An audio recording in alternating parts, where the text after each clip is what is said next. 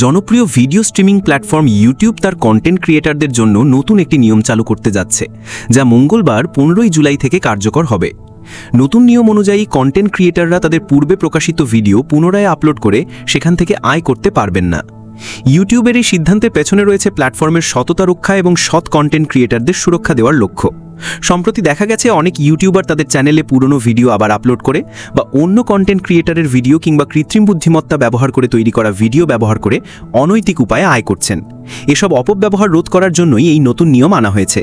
YouTube জানিয়েছে, YouTube partner program সবসময়ই নিজের তৈরি ভিডিও আপলোড করার নির্দেশনা দেয়, যা লঙ্ঘিত হচ্ছে।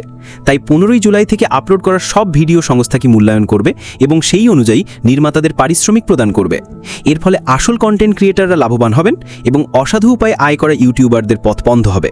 এই পদক্ষেপের মাধ্যমে গুগলের এই প্ল্যাটফর্মটি তার গ্রহণযোগ্যতা এবং গুরুত্ব আরও বৃদ্ধি করতে চায়।